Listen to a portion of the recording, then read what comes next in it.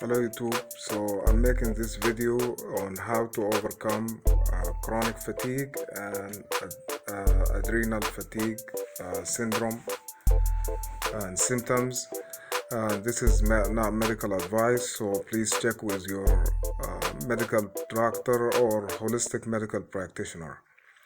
So I did suffer from adrenal fatigue and then chronic fatigue after that. And I did use in the beginning what is called vitamin C and sea salt, uh, vitamin C salt protocol, and it's basically using 1 teaspoon vitamin C and half a teaspoon salt, preferably Himalayan salt, in a 4 ounce of water. It's a very demanding, hardcore protocol, and I did it for almost a year because I had a very severe case of chronic fatigue, and mine was I believe because I have heavy metals and also with having chronic Lyme and mold toxicity.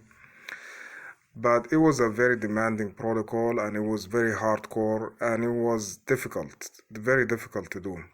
Uh, and you experience a lot of just unpleasant symptoms. So over the years, I found out because the fatigue comes and goes, and over the years, I found out other protocols that I found more beneficial. Um, the first protocol helped me out a lot, just getting me out of the fatigue state, just being unable to move, feeling extremely heavy and tired, and just like having the flu times 100. And that the first protocol, vitamin C and salt protocol, helped me out a lot. But then over the years, the fatigue would come back because of the lingering infection and the heavy metals.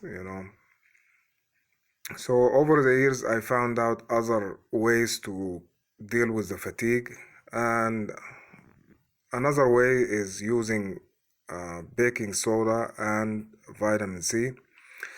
And I like these two together because they cleanse the system in a gentle way, not causing too much healing reaction or Herx reaction. And from my experience, you always want to start slow because if you have heavy metals, if you have an infection, it can stir it up. So you don't want to start heavy. You just want to start like with half a teaspoon of vitamin C with 1/4 teaspoon of baking soda, and you do that like every few days.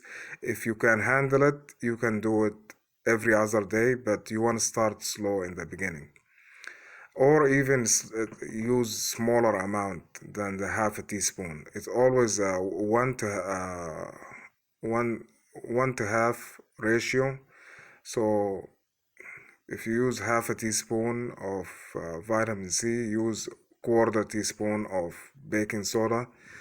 And the vitamin C I have here is ascorbic acid. You can use any type of vitamin C. From my experience, the natural vitamin C is not as effective. I tried different types of natural vitamin C, but it wasn't as effective. This one is a pure vitamin C. It doesn't have corn or gluten or yeast or soy, so I use this one and I find it to be helpful. Of course, this won't help the fatigue fully because you still have, in if you do natural therapies or natural, if you do supplements, you always have to use more than one supplement. Uh, I believe they work together because this one is a detoxing drink, basically, to help the lymphatic system, to help the kidneys, to help the burden on the body in a gentle way. And then what I found to be useful is essential oils. And the essential oils I like the most for like chronic fatigue and adrenal fatigue are lemon essential oil, neem essential oil, garlic essential oil, anise essential oil, and Palo Santo essential oil. And I like the lemon essential oil because it's detoxifying in general, and it helps the lymphatic system. Neem is good for the lymphatics, for the immune system. It's anti-inflammatory. Garlic is also good for the immune system and anti-inflammatory and antimicrobial, and so is the neem essential oil. It's also antimicrobial. Anise is antimicrobial, is anti-inflammatory, and antifungal. It's neem and garlic and anise are anti powerful antifungal essential oils. Uh, and Palo Santo is detoxifier, and it's good for the immune system. It's uplifting oil, and I find the garlic, the anise, and the Palo Santo and the lemon to be an uplifting oils. If you suffer from anxiety and depression, they uplift the mood. And if you deal with chronic fatigue or adrenal fatigue for a long time, it does tend to create anxiety and depression in some people. So these oils are uplifters, they uplift the mood. And Palo Santo is very good for sleep as well. So is the anise. Um, and they just, from my experience, I always like to combine oils. So I would combine, you don't have to get all these oils, but if you have the most powerful ones, I would say, is the Palo Santo. Palo Santo is just very powerful detoxifier, and it's good for the immune system. And if you want to pair it, you could pair it with lemon or neem essential oil. I would have garlic just on hand because garlic essential oil is very powerful as well, and it's a very powerful antimicrobial oil, and it's also good just as a uplifter, like I said. So if I would choose one of these oils, I would definitely go with the Palo Santo and the garlic essential oil. And these oils are not very expensive. The anise, the neem, the lemon. Lemon is very affordable, and the neem and the garlic. All these oils are very affordable. My other tips is not consuming too much coffee, because coffee dehydrates and it's not good for the adrenal system. If you want to drink coffee once in a while, it's fine. I have drank coffee. It's not a lot of people talk about it as if it's like the enemy of chronic fatigue. Maybe that's true in some people, but for me, if you use it moderately, it's not. Uh, it won't affect you that much. You always you have to use water when you drink coffee because it dehydrates. And my other tips would be to avoid some foods. For me, I know using some types of oils aggravates chronic fatigue or aggravates my fatigue, especially peanut butter, because of the mold toxins in the peanut butter, even the organic one. Um, some foods, slimy foods, if it's not like a vegetable like okra, or if it's not like spinach, if like uh, macaroni, spaghetti, those kind of foods, they always aggravate because they're kind of heavy on the lymphatic system after they're broken down. Um, for me, I find like watermelons, for whatever reason, they are not beneficial. Um, I'm not sure why. Maybe it's because of the high content of the water, and sometimes the watermelons get exposed to a lot of stuff. Bananas, again, the slimy type of texture.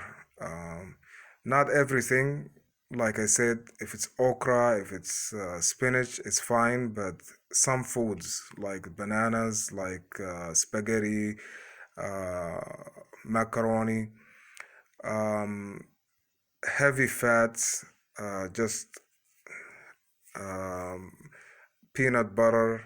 I find it especially with the peanut butter. Like I tried almond butter, it's not as bad. Actually, almond butter is very healthy, but the peanut butter is affects my fatigue. Um, and then if when you consume these foods, you have a period of it doesn't happen right away, but you have a period of time where the fatigue returns, and then you have to go through it for a period of time, and then it goes away after you eat right again. Um, as far as fruits, I don't find fruits to be detrimental to my fatigue. I do eat blueberries, strawberries. I the blackberries especially are the most beneficial to health in my from my experience. Um, but I don't find fruit to be like detrimental to health because they always say that foods that have sugar in it are not beneficial because of they can affect the body the way they affect the body, and if you have candida uh, they can affect your body negatively. And but I don't find fruits to be a problem except if it's like bananas or watermelons or if you eat excessive amount of fruit. But if you eat moderately, they're not, in my experience, they're not detrimental. Um, and I also have some homeopathic remedies that also help with fatigue. Uh, I will talk about them in a different video, but I would mention the two homeopathic remedies. One of them is gelsemium, and this is a homeopathic remedy. And the thing with gelsemium is if your symptoms get worse with sunlight or the sun or the summertime, and if you experience heavy like fatigue and heaviness and brain fog, that type of fatigue, so gelsemium is a good homeopathic remedy. The other remedy is Rostax. Rostax is a homeopathic remedy if and it's specific to people who uh, feel better when they move a little bit. So if you have like fatigue and then when you move it gets better, Rostax is a good remedy for fatigue. And I will talk more about these homeopathic remedies in a different video, but this is all I wanted to share for now. And it takes a while, but if you stick with the protocol that works for you, it will eventually help you. Uh, from my experience, these things that I show here are very beneficial, um, and they made a huge impact in my health over time. So this is all I have for today, and see you guys in the next video. Bye.